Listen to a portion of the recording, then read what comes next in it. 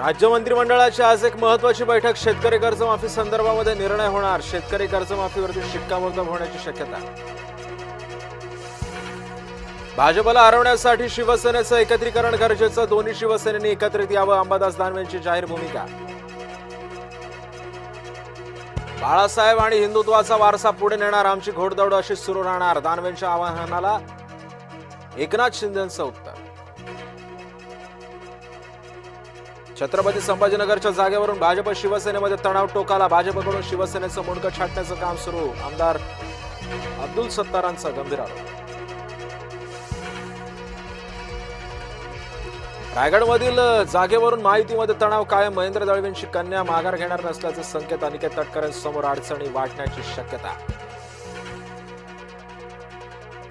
महायुती आणि मवियातील बंडोबा होणार थंड. महायुती समोर 9 बंडोबांचं आव्हान, तर मविया समोर 4 ते 5 बंडोबांचं आव्हान.